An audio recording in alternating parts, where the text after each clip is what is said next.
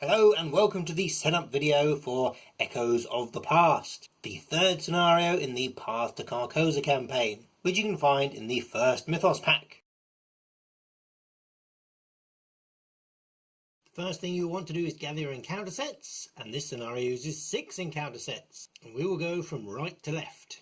The Dark Cult set, which is comprised of 3 copies of Acolyte, 2 copies of Mysterious Chanting, and 1 Wizard of the Order. The Locked Doors set, which is 2 copies of Locked Door. Something that we haven't seen before is the recycling of a scenario-specific encounter deck. In this case, the Midnight Masks, which is the middle scenario from the core box. You don't need the scenario reference card, the act or agenda, or any of the locations. You just need the 5 encounter deck cards, which is False Lead and Hunting Shadow.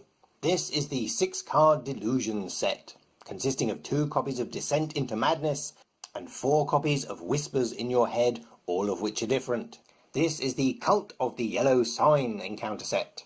There are 6 cards, and they are 3 copies of the Fanatic Enemy, 1 copy of the Agent of the King Enemy, and 2 copies of the Treachery King's Edict.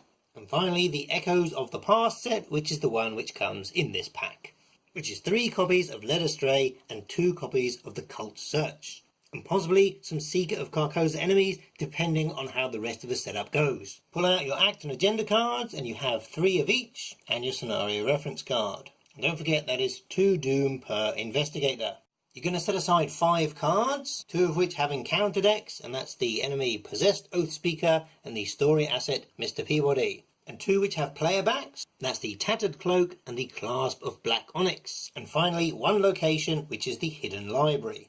Next, you're going to remove some of your locations from the game. There look to be 9 identical copies of the Historical Society, but there are 3 matching triplets. So 3 of them will say Ground Floor here at the bottom, 3 of them will say Second Floor, and 3 of them will say Third Floor. What you're going to do is, at random, you're going to remove 1 copy of each of the floors from the game, place those back in your box, never to be seen again. And that leaves you with 3 pairs. And you'll also need 2 quiet halls and 1 entry hall.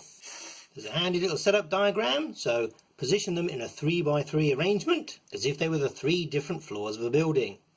So put down your 2 third floor Historical Society locations, and then find the quiet halls that says third floor and place that in between them. Then put down your 2 second floor Historical Society locations, find the quiet halls that says second floor and place it in between them.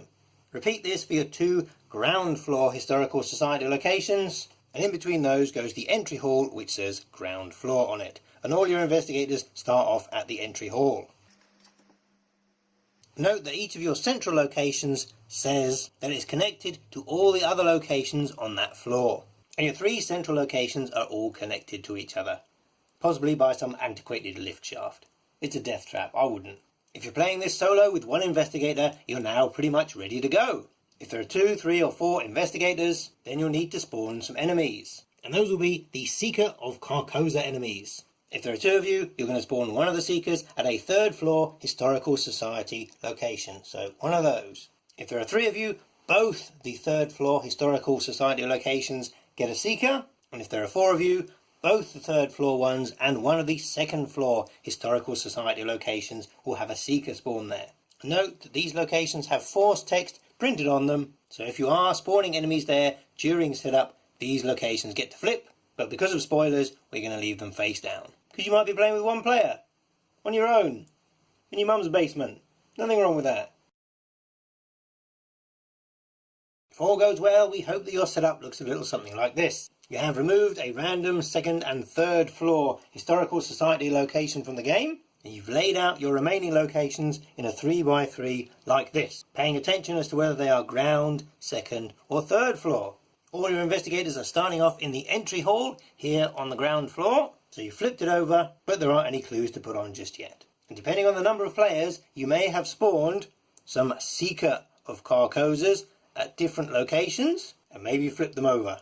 You've set aside 5 cards out of play, ready to come into play later. That's the Hidden Library location, the Clasp of Black Onyx, the Tattered Cloak, Mr. Peabody, and the Possessed Oath Speaker, who's probably just misunderstood. You've got 3 agenda and 3 act, a scenario reference card, and you've made your encounter deck. But before you start, there are 2 steps based on your campaign log. So check your campaign log.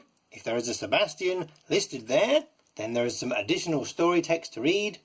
Plus, you get to put 1 clue per investigator on your starting location, the entry hall. Then check if you fled the dinner party. If you did, then each investigator gets to take 1 additional action in addition to their normal 3 for the first turn of the game. The opening turn, just that one. And remember that things in your campaign log are independent of the investigators. So even if you were starting brand new investigators just for this scenario, then all of those would get to take 1 additional action if the previous lot fled the dinner party.